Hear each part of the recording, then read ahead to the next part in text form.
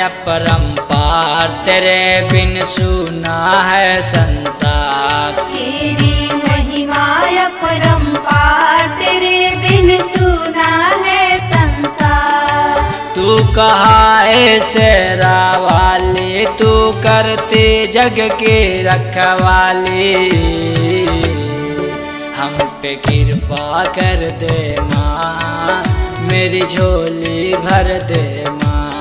हम पे कृपा कर दे माँ, मेरी झोली भर दे माँ।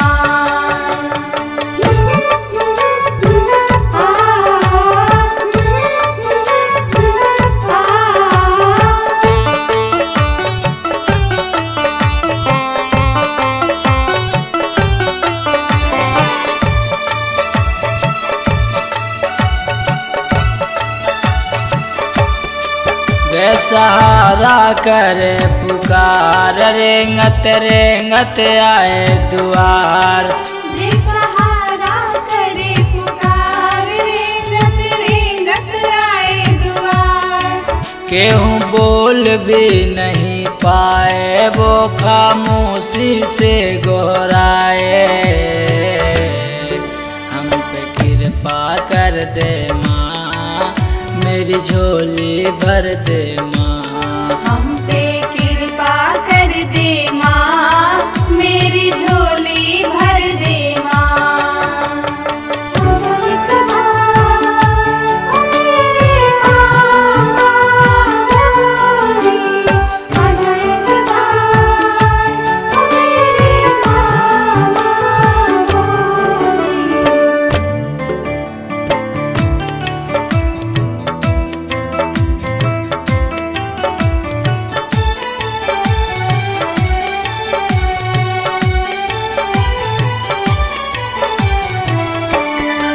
बांझन के दे दो संतान, मूर्खन को तू दे दो ज्ञान। बांझन के दे दो संतान, मूर्खन को तू दे दो ज्ञान।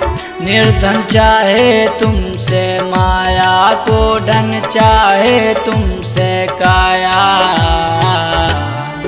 हम पे कृपा कर दे माँ, मेरी झोली भर दे माँ। हम पे कृपा कर दे माँ, मेरी झोली भर दे माँ।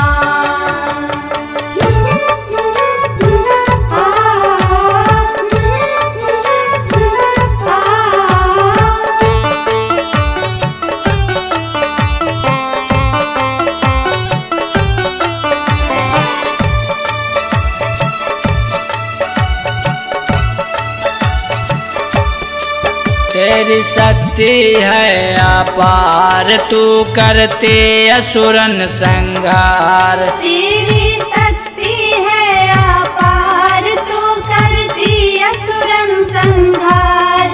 दूर करते सबका ज्ञान, तुझको पूजे सारा जहां।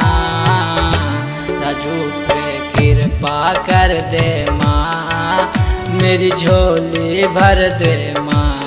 हम पे कृपा कर दे माँ, मेरी झोली भर दे माँ। तेरी महिमा अपरंपार तेरे बिन सूना है संसार। तेरी महिमा अपरंपार तेरे बिन सूना है संसार। तू कहा है शेरा वाली, तू करती जग की रखवाली। हम पे कृपा कर दे माँ, मेरी झोली भर दे